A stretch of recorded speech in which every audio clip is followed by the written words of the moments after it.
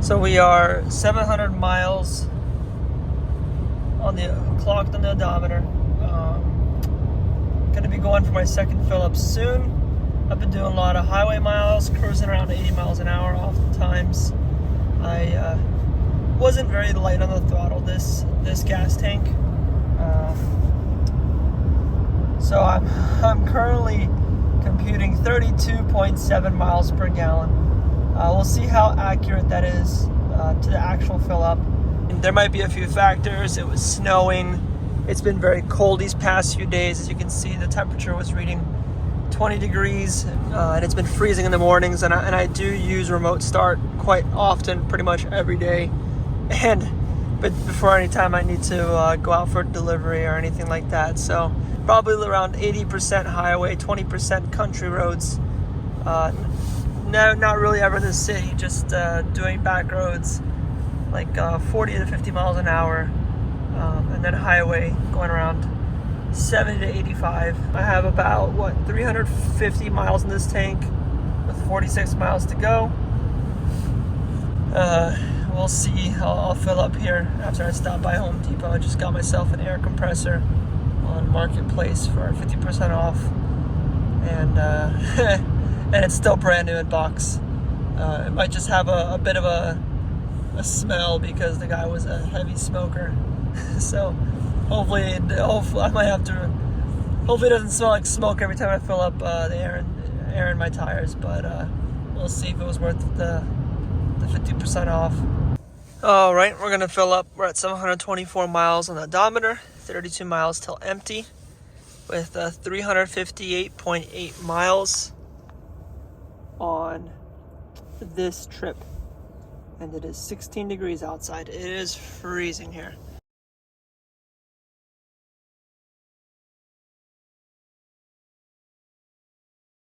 $13.45 gallons. 87 is $3.46 right now. It's got the nice easy fuel tank. Oh, no spills this time. Not bad. So that's number 13.453. 13.453. Let's see, where are we at? 358.8 miles, and we used a full tank of gas, which was 13.453 gallons. Comes out to a whopping 26 miles per gallon. That is actually very awful. That's very bad. Maybe this temperature has something to do with that. I did have a heavy foot this tank, but still 26 miles per gallon is about, what is that, 30% less. It's like 8 miles a gallon under the city or highway rated MPG. Maybe we'll take a look on the forums. Maybe this might be the worst tank of gas that a Maverick hybrid has had. But yeah, very accurate. I reset it to 0 last fill up. I filled it up till full. Got down to close to empty and filled it up 13.453 gallons, and we got 26 miles per gallon. Yeah, I hope I did something wrong, but I don't think I did. So yeah, that's quite awful miles per gallon. There could be a lot of factors for this reason, especially because it's 16 degrees out. But this is very bad. It might be the worst tank of gas on a hybrid Maverick. Maybe I should stop using remote start as much. I'm not exactly sure. But I'll keep you posted with the next fill up.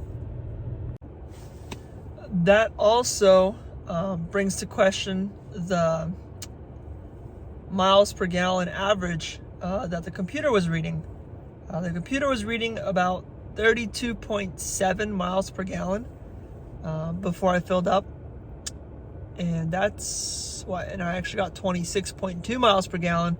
So that's quite a bit off from the computer estimator. I came back to the tank to see if there's any certification on maybe one last hope for me would be a miscalculation by the fuel pump, but I don't see any certification, and I highly doubt, as these I feel like are quite regulated. Yeah, hopefully I get a little better gas mileage this trip once I break 1,000 miles. I'm trying to think if I had any big payloads. Not really. The only time I had a decent amount of payload was for just bringing something across the street, which is it's like 500 feet away, and I carry some paint across the street like that. So I doubt that has anything to do with the gas mileage. And then if I did take anything, it would probably be like 50 pounds, 100 pounds, maybe one or two buckets in the back, but very minimal, less than another occupant in the vehicle. Spent way too much time at Home Depot. I think Home Depot is like the male version of a lady at Target, because I really just wanted to buy everything there. I saw a this tricked out Jeep. But yeah, once I walked through Home Depot, especially with a new house, it's our first home, I pretty much want to buy everything. So I did restrain myself this time, but I really do want to buy a toolbox and whatnot. But yeah, I'll keep you guys updated. We're close to 1,000 miles. So I'm gonna head over to Home Depot. I'm gonna go back. I really wanted that toolbox, and I got the green light to get it from my wife. So it's for the house. It's not for myself. It's for the home. That's how we can get away with spending more money than we need to. It's for the home. It's an investment. Just like this Maverick was an investment. But I wonder if the gas mileage has something to do with the remote start.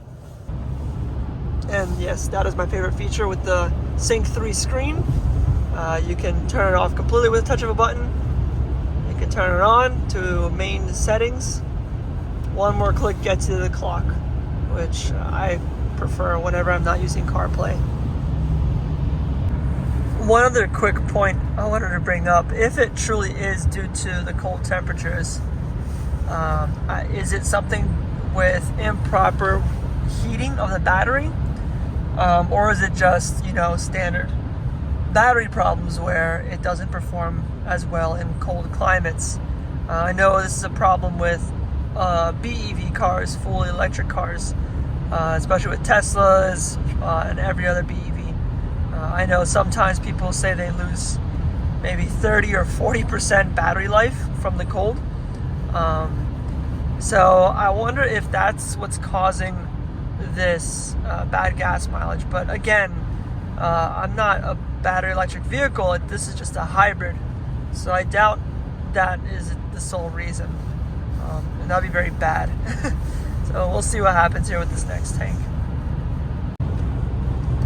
Also, as you can tell, I am not recording my audio or my speech post-production or during editing. I'm actually talking in the cabin. So that gives you guys a glimpse of how quiet it is in here. We're going about 75 miles an hour, 70 miles an hour. If I stop talking, you hear a little bit of wind noise, but it's very quiet. Here you go.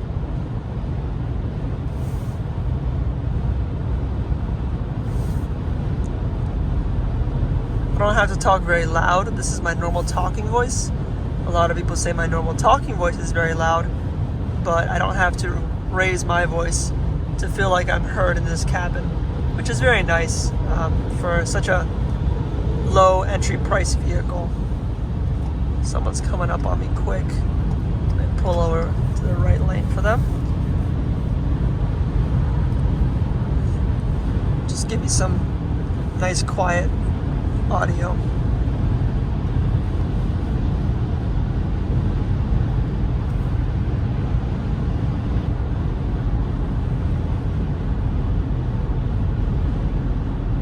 Впереди опасность. Pardon my Russian ways.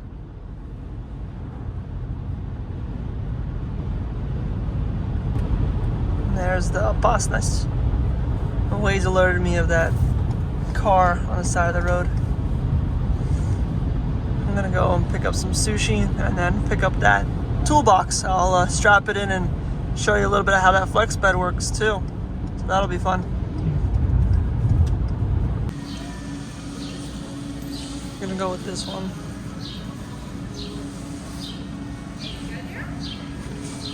Let's see how this fits in the truck. Alright, so it's a 46-inch toolbox. Got it loaded up. And close up the bed without any issue. And then time to strap it down onto the D-clips and lock the wheels. Alright, that's strapped on the D-clip here at an angle. That's tight, nice and tight. That's not gonna go anywhere. And it almost fits perfectly in the bed, just a few inches short. Alright, let's get this toolbox home. So I'm getting back home now with the toolbox, cruising at 70. It's mileage around 31 and a half. But loading this thing was pretty funny. It wasn't too heavy. I had someone at Home Depot help, but the guy definitely wasn't used to a 4.5 foot bed. I don't know what he was doing. Seemed a little tired, maybe the end of his shift, but we got on the truck. I said, all right, thanks, I got it. And then he just started pushing it towards the front of the bed. And by the end of it, I'm just trying to like stop him from pushing it, but I was at a weird angle and he just pushed it till it hit the end of the front of the cab. I mean the front of the bed, right where the cab is, and left a nice little mark there. But oh well, I don't know. He wasn't used to the little Maverick bed. Thankfully, I'm going to be doing some bed liner pretty soon here. It's pretty cold, so I don't think I'll be doing that anytime soon. I'll do a video on that. Maybe I'll do it in my garage, but that stuff is quite potent. So I need to do some. I need some better ventilation and a heater in there, because right now it's very cold. And on top of that, I'm also getting my what is it? The Truxedo Pro 15X soft roll-up bed cover, tonneau roll bed cover, tonneau, however you pronounce that. Seems like a French word. I'll be getting that on Friday, hopefully, so I'll install that also on Friday, and then the bed liner will go in as well.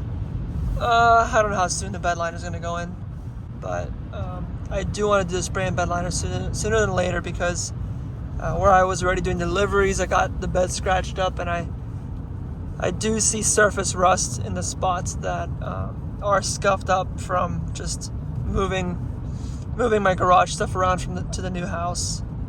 But yeah, I'll get a video on that. We'll see how that goes. But we got the toolbox in. Now time to unload it and put in the garage. And it's a 46-inch toolbox. Fits just perfectly in the bed long ways. I wasn't able to fit it in sideways because that's just, the bed is a little too narrow. Yeah, but the D rings really help out. I was able to put a nice like cross strap, and it's stayed solid so far. Almost home now. But yeah, I love the tie downs. I even saw the tie downs on the floor of the bed are super nice too. I didn't have to use those, but I can see where they definitely come in handy. All right, I got it off the truck bed myself. All I did was I got an aluminum ladder. Aluminum ladder. Ooh, it's cold out here. I'm getting a little chilly. Well, all I did was I got an aluminum ladder. I put a strap between the two, and I strapped it along the tailgate tie downs so that the ladder wouldn't move back when I pushed this on top. And the ladder just acted like a rail. And I slid it, brought the toolbox down, and slid it down the ladder. And then all I did was I unstrapped it and lowered the ladder down. So yeah, These have come in super handy so far. The 2 tailgate tie downs. All in one piece. Very nice. It's acting like a truck. Very good.